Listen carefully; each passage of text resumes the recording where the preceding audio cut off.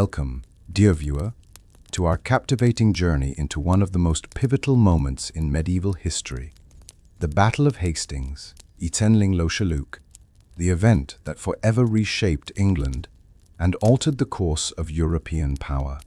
In this epic series, we explore the rise of William the Conqueror, the fall of King Harold, and the dynamic clash between Normans and Anglo-Saxons that unfolded on a single bloody day, October 6th, Lo-Shaluk. But this is more than just a story of kings and war. It's a tale of ambition, betrayal, bravery, and destiny. We'll walk with knights, listen to whispers in royal courts, stand at the shores of Normandy, and march across the English countryside as the fate of a kingdom hangs in the balance. Whether you're a student of history or simply love grand tales of power and conquest, this series will immerse you in the drama, pageantry, and human emotion behind the shields and banners. Each chapter brings the Battle of Hastings to life, with vivid storytelling and powerful visuals. So get comfortable, settle in, and let's uncover how one battle, one day and one man changed England forever. Now, let the conquest begin. In the early days of January Lo-Shaluk, the court of England was cloaked in sorrow. King Edward the Confessor, a pious and peaceful ruler, lay dying without a clear heir. For years, Edward had maintained a delicate balance among powerful Anglo-Saxon nobles and Norman allies. But now, with his passing imminent, a storm of ambition was brewing.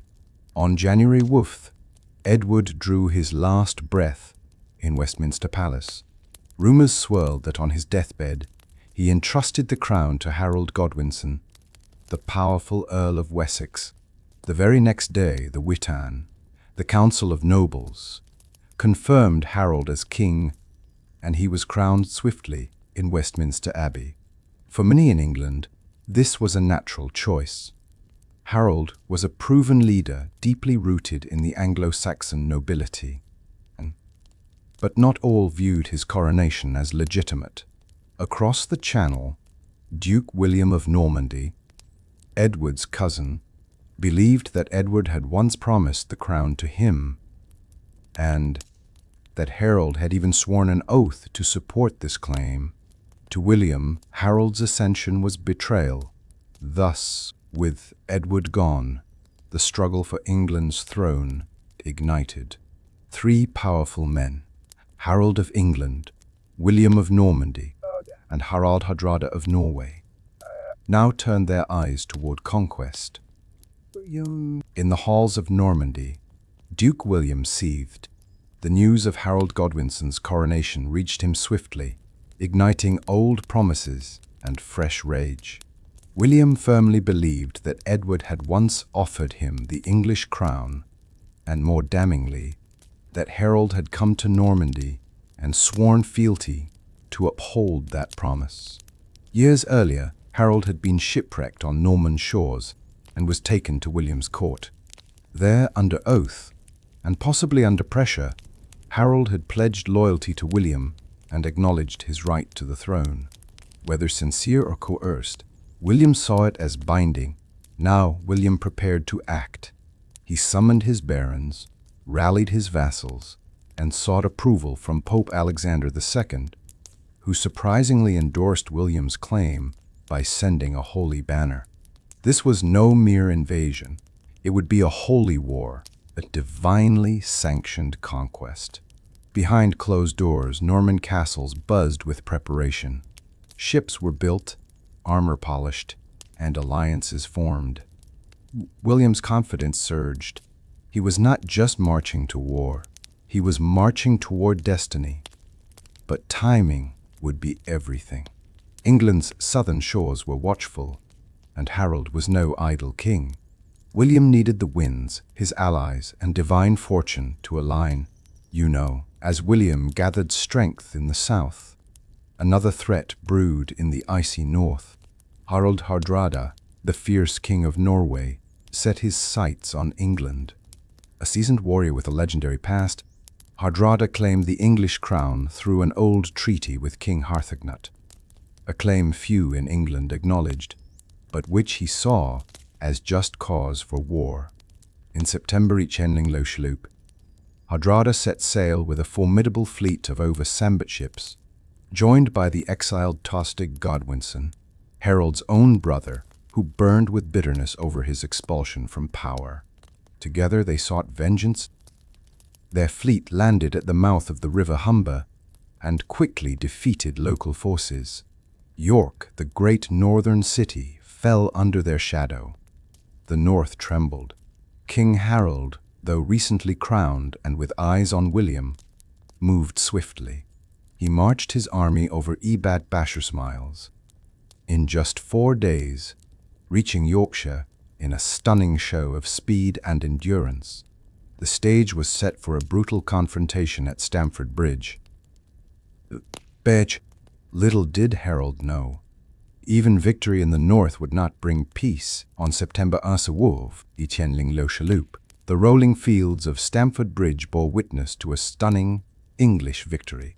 Harold Godwinson's forces met the Viking army in a surprise assault that shattered centuries of Norse dominance. Harold Hardrada and Tostig, unprepared for such a swift response, were caught off guard. Many of their men had left their armor behind, expecting negotiations or rest, but there would be no mercy that day. The battle raged with fury. The Viking shield wall, legendary for its strength, began to crack under English pressure. One Norse berserker famously held the narrow bridge alone, felling dozens before being brought down by a spear from beneath. Eventually, both Harold Hardrada and Tostig fell in combat. The Viking dream of conquest died with them. Only Arsersis of the original Samba ships returned to Norway. Though victorious, Harold's army was battered and weary. As they tended the wounded and buried the dead, a new message arrived. William of Normandy had landed on England's southern coast. The king had no time to rest. The next battle would determine the future of the entire kingdom.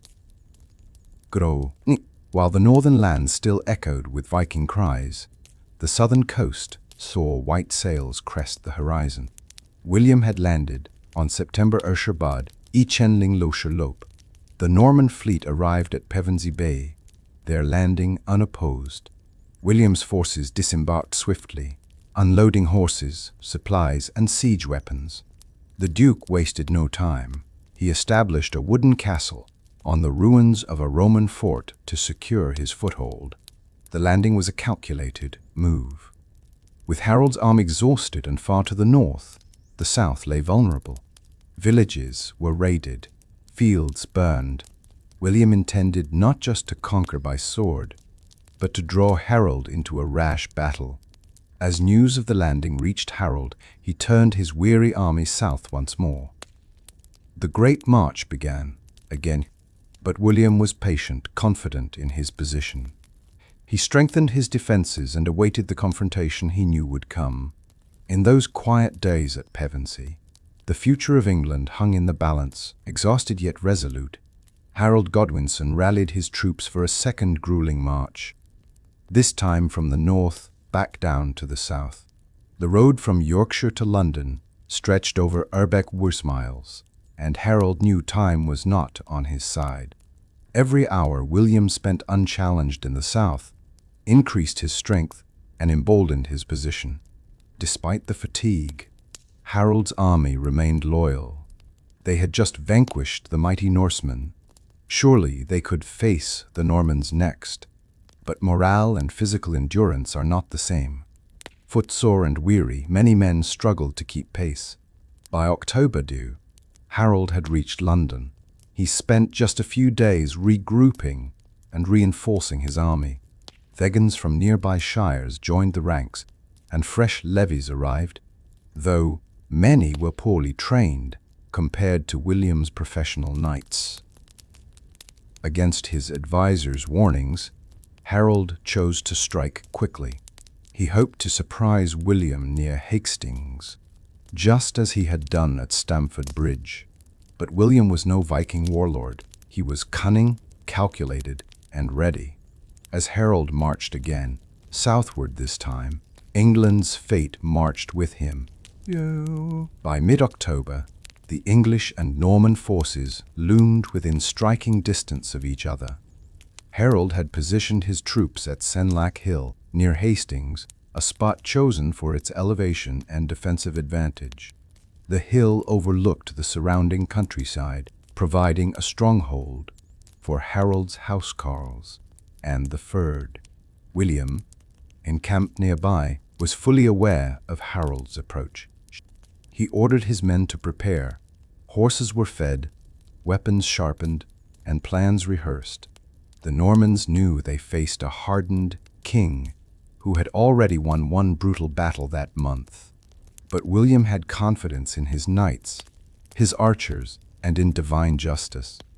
Harold's men took up positions in a tight formation along the ridge, forming the infamous Anglo-Saxon shield wall, an iron barrier of overlapping shields and disciplined fighters.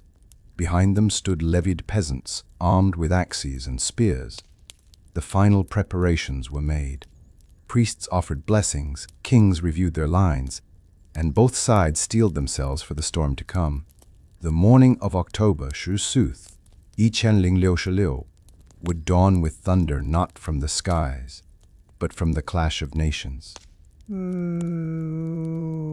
As night fell on October Shursan, Ichenling Lo, silence blanketed the English and Norman camps. Soldiers sharpened blades, whispered prayers, and cast long glances toward the stars. This was the calm before the storm. In the English camp, Harold walked among his men, offering words of courage and resolve. The memory of Stamford Bridge was still fresh. "We've beaten one invader," he said. "We'll beat another." His brothers, Gurth and Leofwine, stood close, ready to fight and die beside him. Meanwhile, across the valley, William knelt in prayer.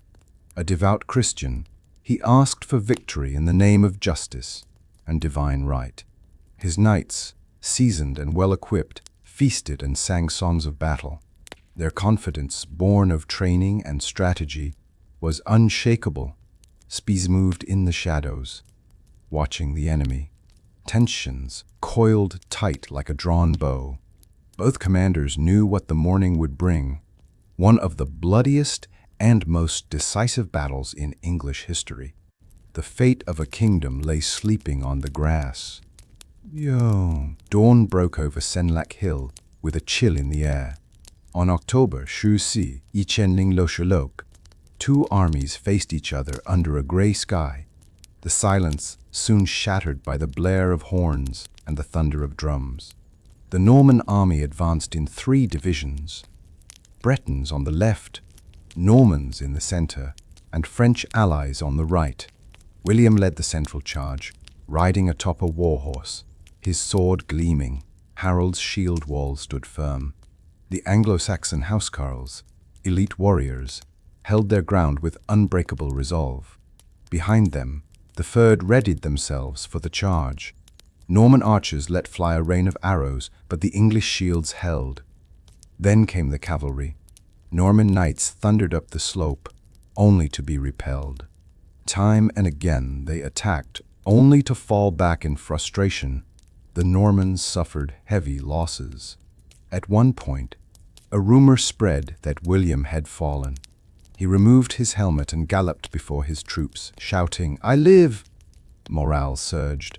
The battle had begun, and it would not end until dusk fell, soaked in blood. Midday approached, and still the English shield wall held strong. William's direct assaults had failed to break Harold's line. But now the Norman Duke tried a different tactic, one drawn from years of battlefield cunning. William ordered a feigned retreat. His cavalry turned and fled down the hill in apparent panic. Seeing the enemy break, portions of the English line broke ranks in pursuit. It was a fatal mistake. As the English ran downhill, the Normans wheeled around and counterattacked with devastating force. The shield wall, once tight and unyielding, began to splinter. Discipline faltered. Confusion spread among the English ranks. William's forces exploited every crack, using arrows to thin the lines and cavalry to charge at vulnerable spots. The tide had turned. By the time the English regrouped, their numbers had thinned, their morale shaken. Harold's position on the ridge remained firm. But for how long? William now knew the wall could be broken, not by brute force, but by manipulation and patience. Despite the losses from William's clever feigned retreat, King Harold remained unshaken. He regrouped his surviving men atop the ridge, reinforcing the shield wall with what remained of his housecarls and loyal Thegans. His brothers, Gurth and Leofwine, stood beside him, commanding with fierce determination. The English held the high ground. Though battered, the shield wall still stood, a living barrier of discipline, steel, and unity. Harold knew he must outlast William. Harold fought a brief for the Bictrush. Harold knew he must outlast William. As the sun lowered slightly in the sky, the Normans renewed their attack with grim resolve. William's archers began to vary their aim, lofting arrows in high arcs to fall behind the shield wall. At the same time, his cavalry continued their charges, now more strategic and coordinated. Still, the wall held. It was a battle not only of arms, but of will. Harold's stand became legendary that day, an act of sheer courage against superior numbers and fresh enemy tactics. But cracks were beginning to show. Every fallen housecarl left a gap. Every exhausted fighter weakened the whole. The English king stood firm, but fate was inching closer as the battle stretched into the afternoon. Tragedy struck the English line. Both of Harold's brothers, Gurth and Leofwine, fell in the fierce melee. Leofwine was cut down during a cavalry charge, while Gurth was slain defending the left flank, refusing to retreat even when overwhelmed. Their deaths sent ripples of shock through the ranks. Morale wavered, and for the first time that day, a sense of finality crept into the English formation. Harold, though grieving, had no time to mourn. He tightened the ranks and took personal command of the defenses. For William, this was a pivotal moment. He could sense the emotional blow had rattled Harold's army. He ordered a fresh, coordinated assault. Archers in front, infantry to follow, and cavalry to smash through weakened points. The Norman momentum began to build. Even so, the shield wall still clung to the ridge, like a battered stone wall in a storm. It was now clear the battle would not end by force alone. A singular strike, decisive and symbolic, would be needed to end it. As the late afternoon sun dipped toward the horizon, fate delivered its final blow. In the chaos of battle, an arrow flew from the Norman ranks, its path curving high before descending with grim precision. It struck Harold Godwinson, piercing his eye. The king staggered but did not fall immediately. Eyewitnesses say he pulled the shaft from his face and tried to fight on, but the wound was fatal. Moments later, Norman knights, possibly unaware of who he was, closed in and struck him down. With Harold's death, the last thread holding the Anglo-Saxon line snapped. Confusion and panic spread. The shield wall, once a proud barrier, collapsed as soldiers fled or fell. William ordered his troops to push hard. The Normans surged forward, claiming the summit of Senlac Hill. The English army, leaderless and broken, could no longer resist. The battle was over. The crown of England lay in the mud, and Duke William, battered, bloodied, but victorious, stood ready to claim it. The battlefield lay littered with the bodies of the fallen. English and Norman corpses carpeted Senlac Hill. Smoke curled from broken standards and smouldering wagons. The Battle of Hastings was over, but its shadow would stretch for centuries. Harold's body was reportedly mutilated, though later legends claimed it was buried secretly by loyal followers. His death marked the end of Anglo-Saxon rule. His brothers, his loyal Thigans, and most of his nobles lay beside him. A generation of leadership wiped out in a single day. William, though victorious, did not rejoice. His army had suffered heavy casualties. He forbade looting and ordered prayers for the dead, both friend and foe. In the days that followed, William marched slowly toward London. He met resistance from remaining English nobles, but offered leniency in exchange for loyalty. Some accepted, others fled or resisted. In December, he was crowned King of England at Westminster Abbey. The conquest was complete, but William would still face years of rebellion, distrust, and unrest. The real challenge was just beginning. Still, October 14 would remain the day England changed forever. On Christmas Day, in the grand halls of Westminster Abbey, Duke William of Normandy was crowned King of England. A Norman priest led the ceremony, flanked by bishops loyal to both Norman and English traditions. The air buzzed with incense and tension. As the crown was placed upon his head, a cheer erupted from inside the abbey. But outside, Norman guards mistook the roar for rebellion and set fire to surrounding homes in panic. It was an ominous start to William's rule. The crowning marked not just the rise of a king, but the dawn of a new era. Norman laws, language, and architecture would reshape England. Castles began to rise. Lands were redistributed to Norman barons. The old Anglo-Saxon nobility was swept away, but William faced resistance. Pockets of rebellion emerged. The north especially simmered with unrest. William responded with ruthless efficiency, including the infamous harrying of the north. Still, his reign brought lasting change. The Domesday Book, feudalism, and a new aristocracy all took root in his rule.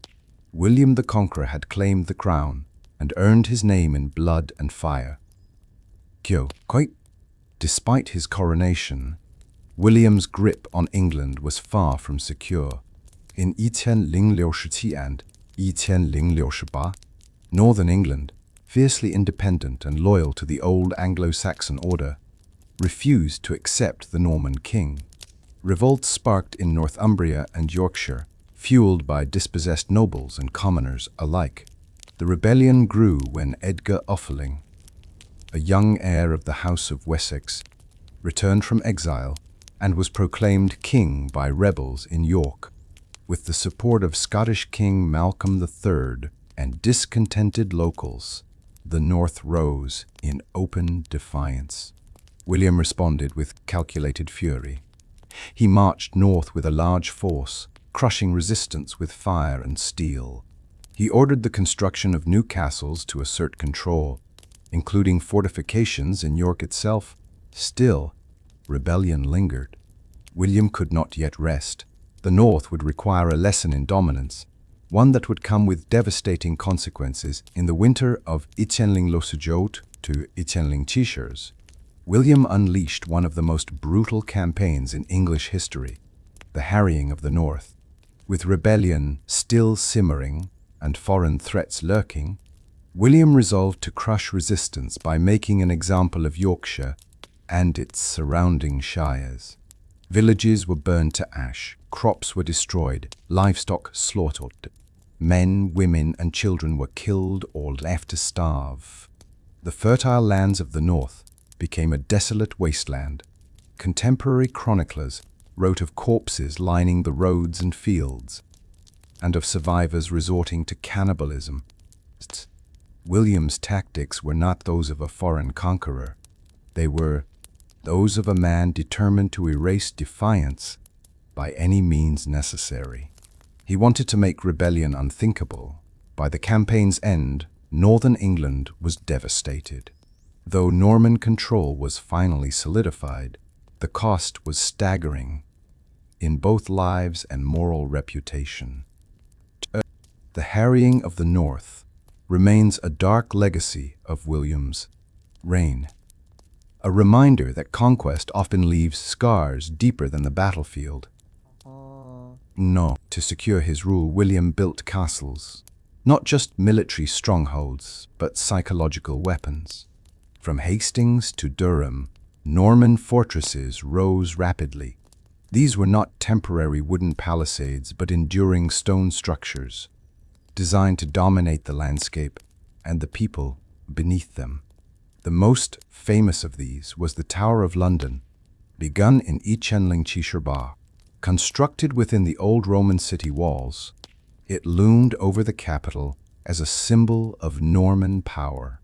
These castles were placed strategically, near rivers, trade routes, and rebellious regions. They housed garrisons of Norman knights and became centers of administration, taxation, and justice. For the English people, they were a constant reminder of conquest. For the Normans, they were a lifeline, proof that their rule could withstand rebellion and time. William's castle-building spree transformed England's geography and governance. No longer just a collection of manors and shires, it became a network of fortified Norman control. Quite nearly 8 years after Hastings, William ordered an ambitious and unprecedented project, a complete survey of his new kingdom. The result was the Domesday Book, a meticulous record of landholdings, resources, and populations across England. William sought to understand and control the wealth of his realm. The book documented who owned what, how much land was held, what taxes were due, and how resources were distributed. Nothing like it had ever been attempted in Western Europe. Royal commissioners traveled across every shire, questioning landowners, peasants, and priests. The process was swift, thorough, and often intimidating. The English called it the Book of Judgment, as final and irreversible as Doomsday itself. The Domesday Book served multiple purposes. It ensured fair taxation, revealed loyal and disloyal nobles, and helped William redistribute lands to reward loyal Norman followers. It remains a remarkable, offering a window into life in 8th century England and the administrative genius of William the Conqueror. By the time of William's death in Ichenling-Bashati, England had been irrevocably changed. The Norman Conquest altered everything, from who held power to how society was organized. Anglo-Saxon England was gone. In its place stood a centralized, Norman-ruled kingdom connected to continental Europe. Feudalism took root, replacing local thejuns with Norman barons. Latin and Norman French supplanted Old English in court and law. The English church was restructured, with new bishops loyal to Rome and to William. But it was not just governance that changed. It was identity.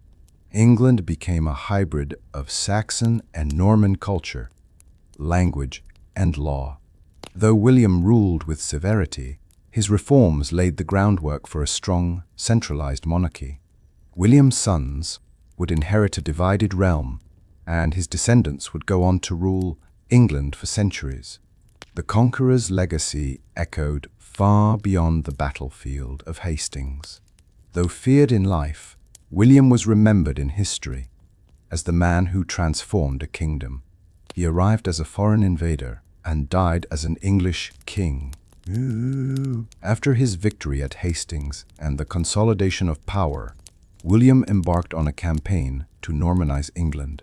This was more than political conquest. It was cultural transformation. Anglo-Saxon institutions, language, architecture, and land ownership underwent radical change.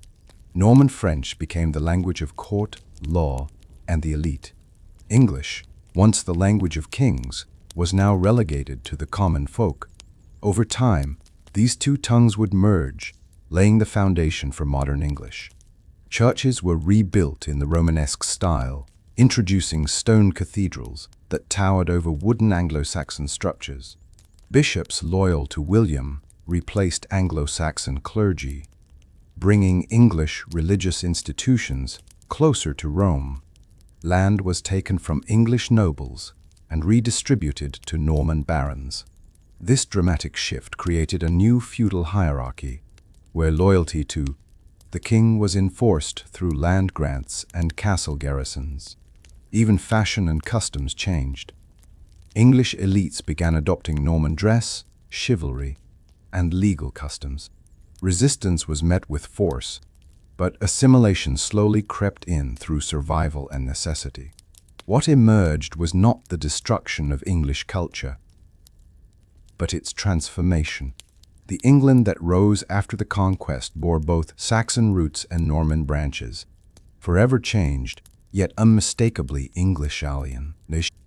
One of the most enduring legacies of the Norman Conquest is not a weapon or a castle, but a work of art. The Bayeux Tapestry, nearly 6 meters long, tells the story of William's claim to the English throne and his triumph at Hastings, commissioned in the years after the conquest. Likely by Bishop Odo, William's half-brother, the tapestry is embroidered with vivid scenes of diplomacy, betrayal, battle, and coronation. It presents the Norman version of events, justifying William's actions and portraying Harold as an oath-breaker. The tapestry shows Harold's journey to Normandy, his swearing of allegiance, the construction of ships, the landing at Pevensey, and the brutal chaos of battle. It ends with Harold's death, an arrow in the eye, and the Norman victory. Not merely propaganda, the tapestry is a masterpiece of medieval storytelling. It offers insights into 8th century armor, ships, feasts, and customs. Horses gallop, flames rise, and kings march, all stitched in woolen thread. Though its creator remains unknown, the Bayeux Tapestry stands as one of history's most powerful visual narratives. A record of conquest not written in blood, but in needle and thread. At William's side throughout the conquest stood Bishop Odo of Bayeux, half-brother to the Conqueror and one of the most powerful figures in post-conquest England.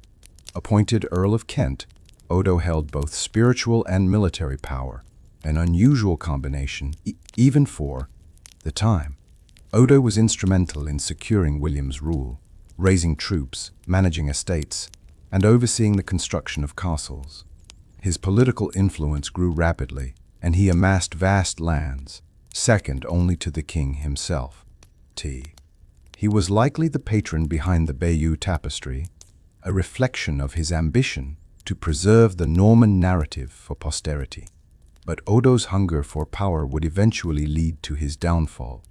In Itzenling Basharar, William had him arrested. The reason remains debated. Some say Odo tried to seize the papacy, others that he abused his authority or threatened William's control. Whatever the cause, William had him imprisoned for several years, proving that not even family was above royal law.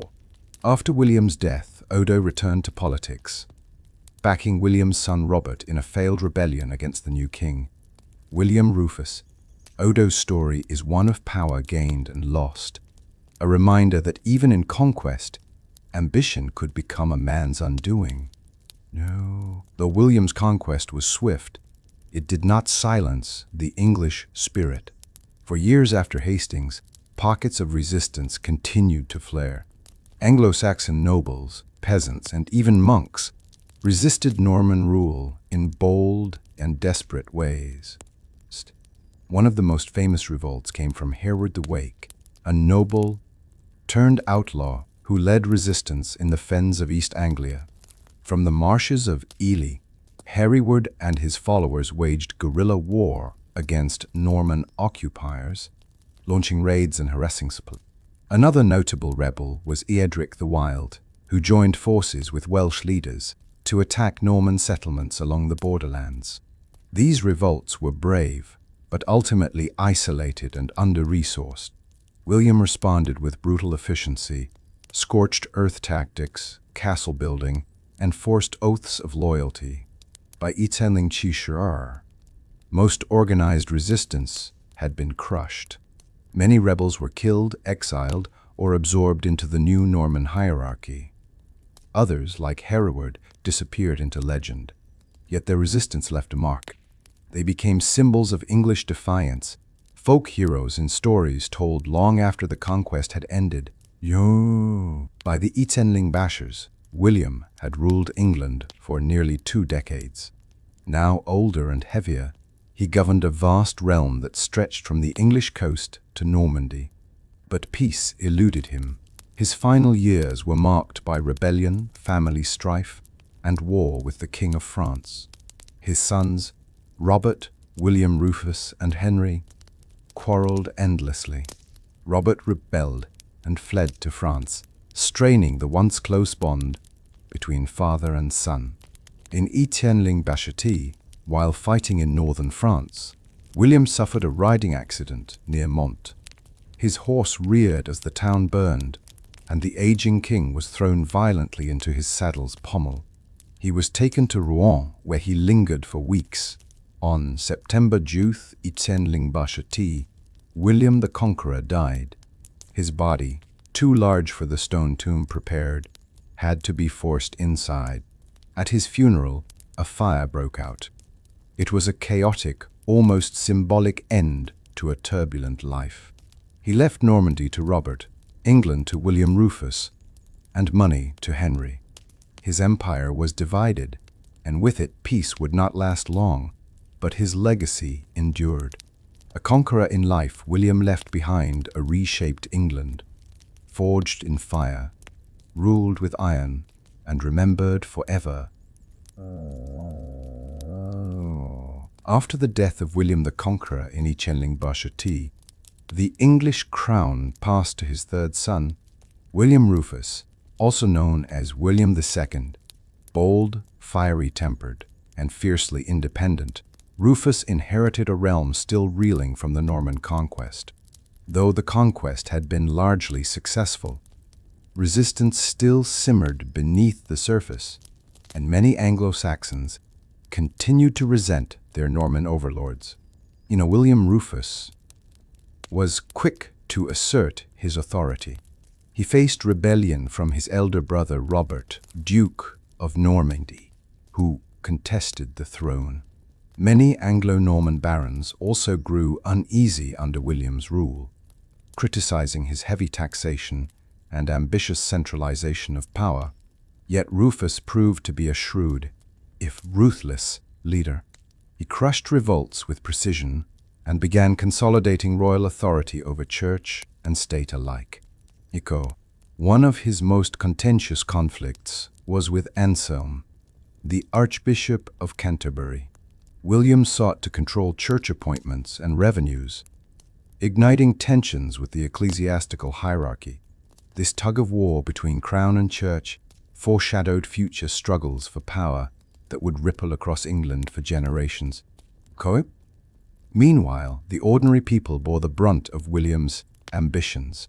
Forest laws were expanded to protect royal hunting grounds, displacing communities and deepening resentment. Castles continued to rise across the land, stark reminders of Norman dominance and military might. Yet, William Rufus's reign came to an abrupt and mysterious end. In Iten-Ibet, he was killed by an arrow while hunting in the New Forest.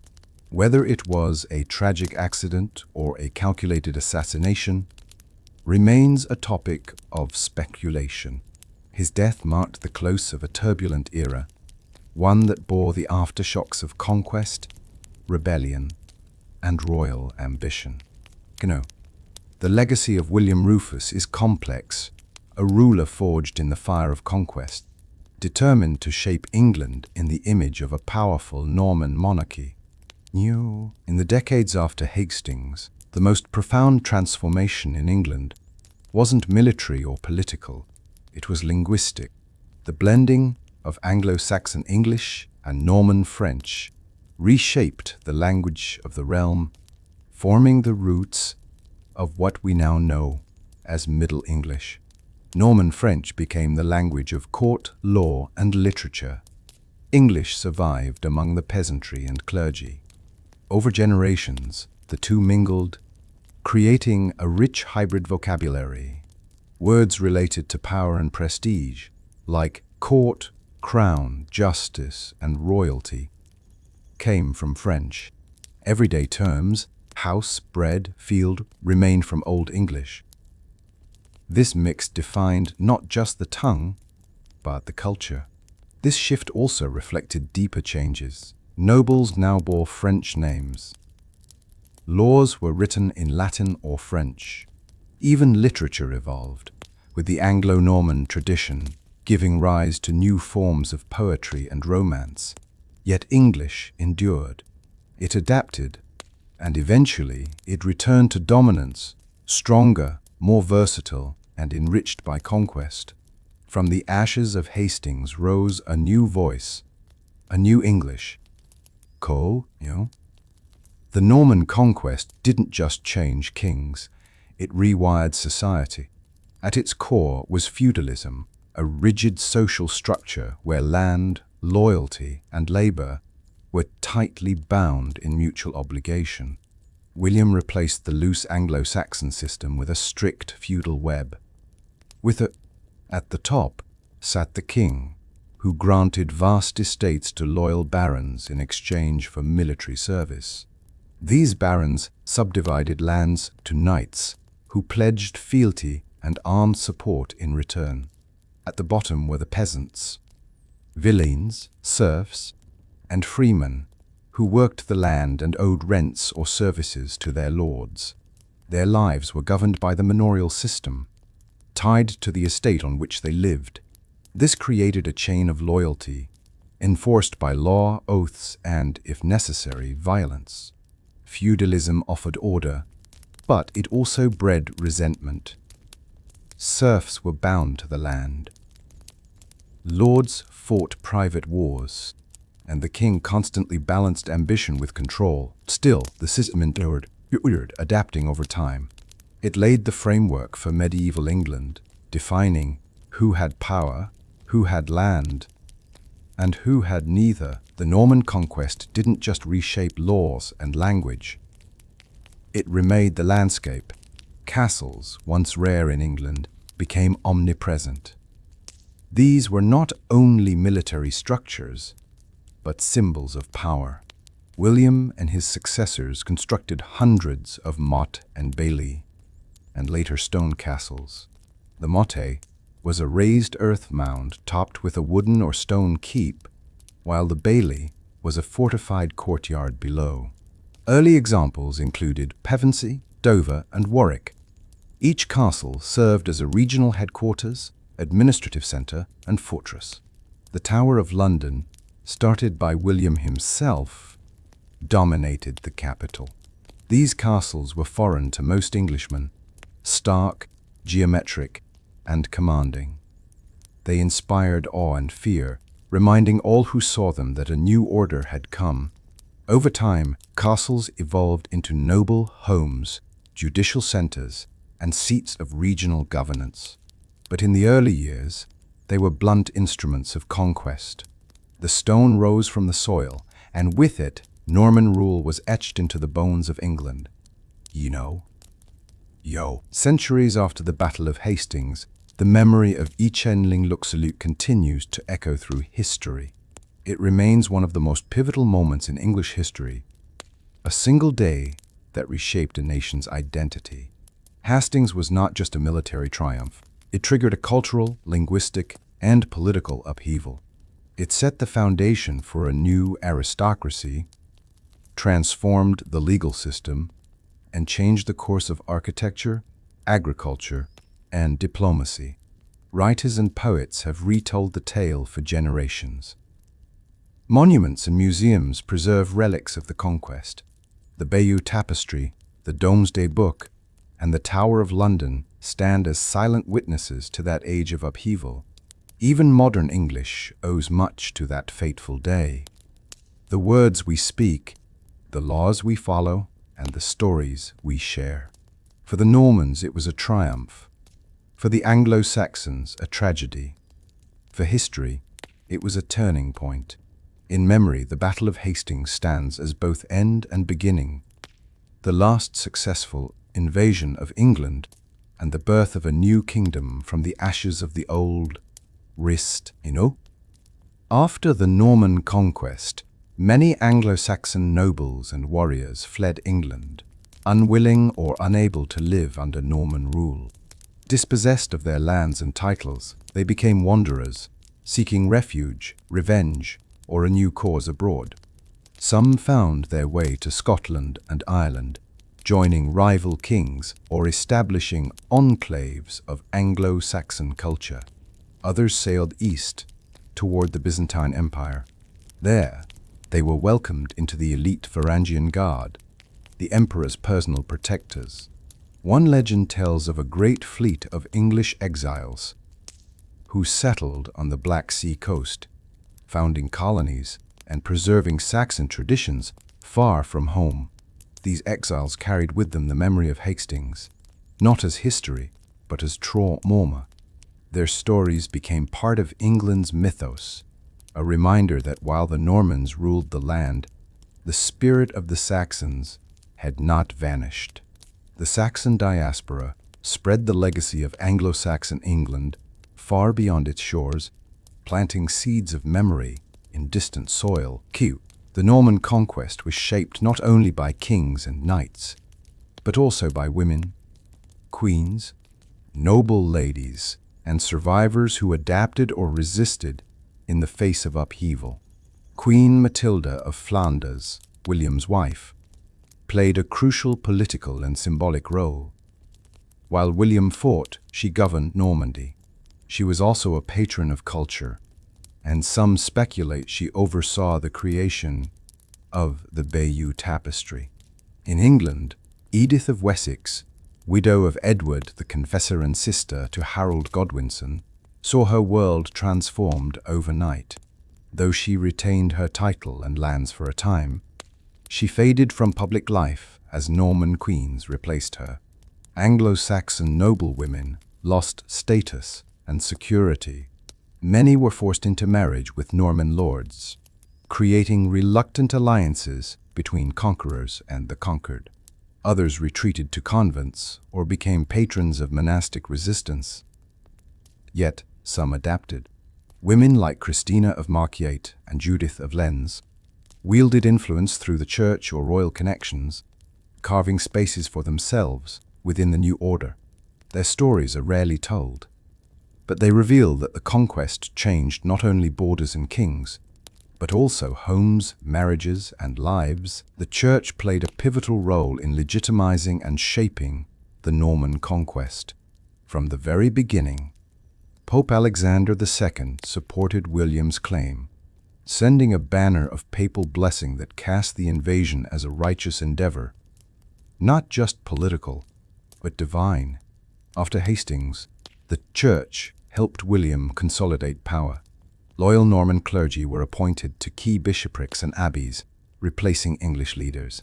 This ecclesiastical purge ensured that William's authority was reinforced from the pulpit, as well as the sword. Archbishop Lanfranc, a trusted advisor of William, became the most powerful churchman in England.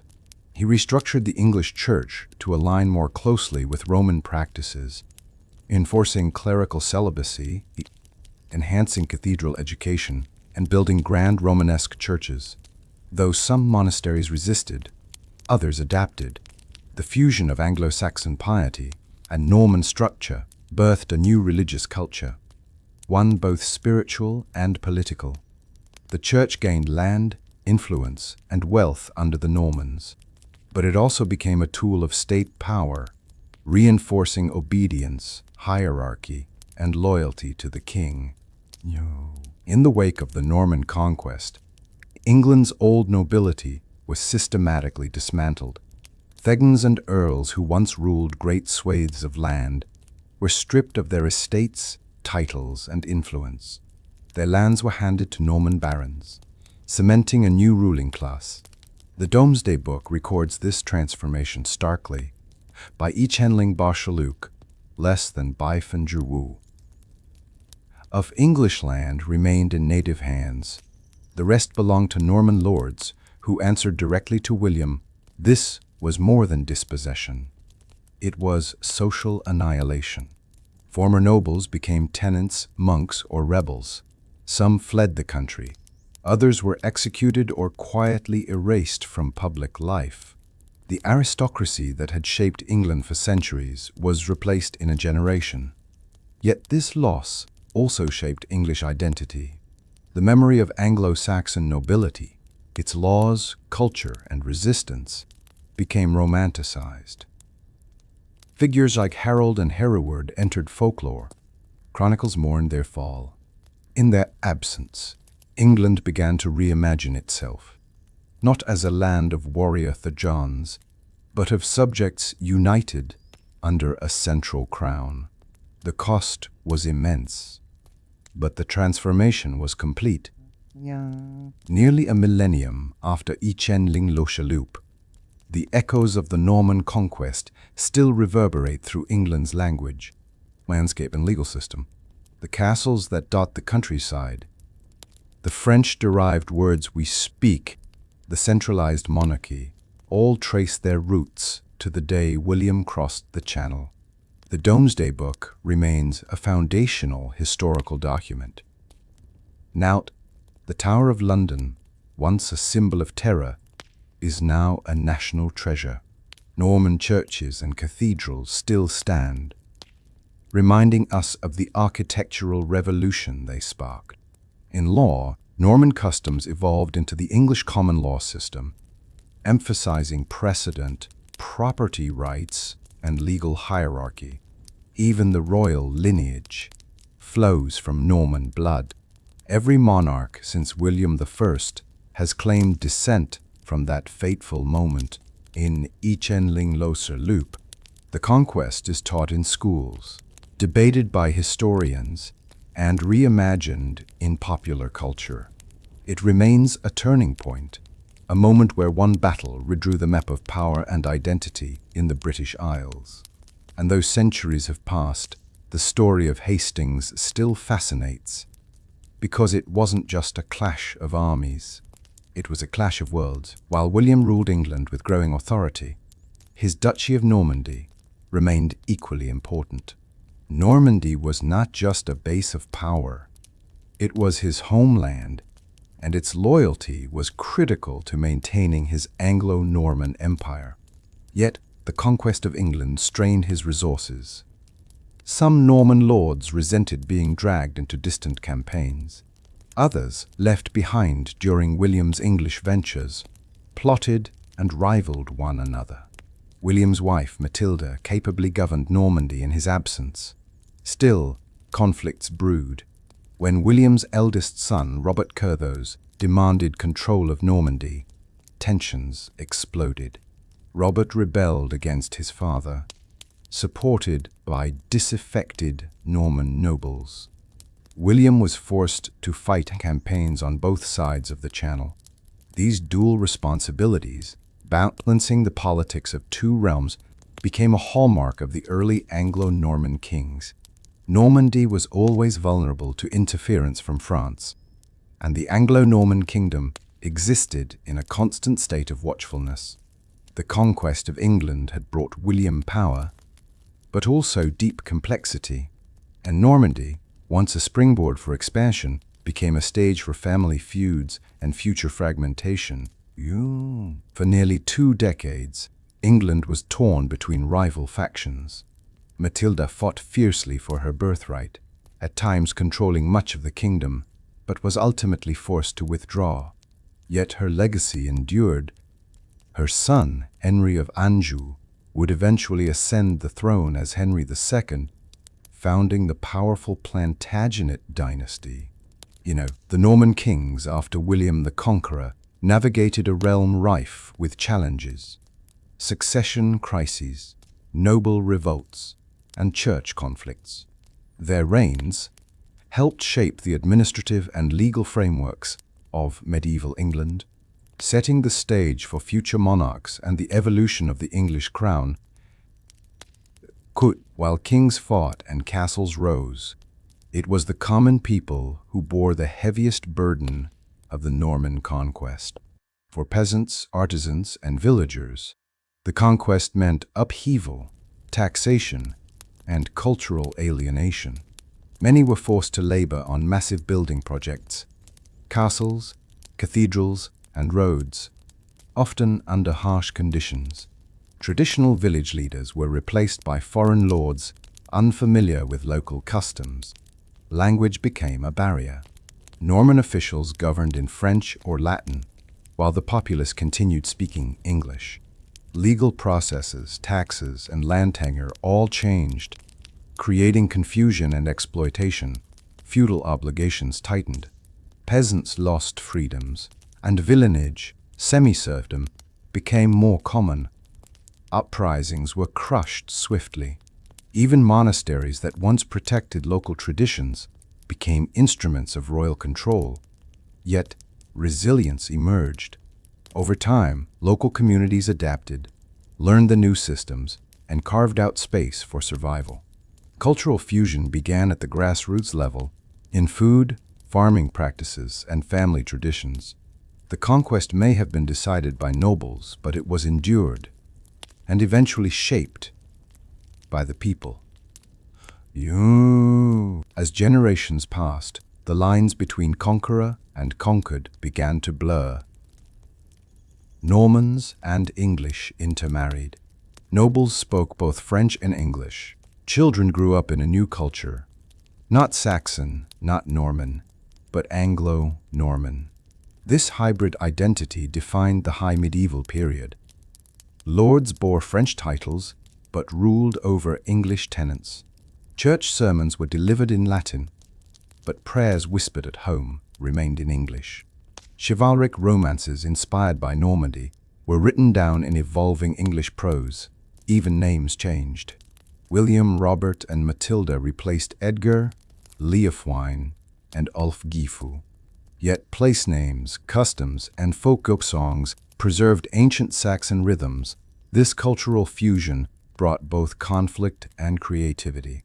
It laid the groundwork for England's eventual unification and for the flowering of its literature and law in the later Middle Ages. By the 17th century, England was no longer a conquered land. It was something new, a realm born of conquest but raised in reconciliation. The Battle of Hastings was more than a clash of armies. It was a collision of worlds. In a single day, the fate of England shifted irrevocably. But its true story lies not just in the blood spilled at Senlac Hill, but in the centuries of transformation that followed. From William's coronation to the Tower of London's rise, from the fall of the Saxon nobility to the fusion of language, and law, the conquest reshaped what it meant to be English. Yet, this was not the end of the story. The legacy of Echenling Losaluk would echo through rebellions, reforms, wars, and renaissances. It would birth a monarchy that survives to this day. It would plant seeds of identity, conflict, and unity that still shape modern Britain. And it would remind us of this, that history is not merely made by kings, but by peoples, by the choices of the many and the will of the few. As we close this journey, we look not only back at the Norman conquest, but ahead to the echoes of its legacy that still ring in every word we speak, every law we follow, and every stone laid in the kingdom that rose from it. Zalian,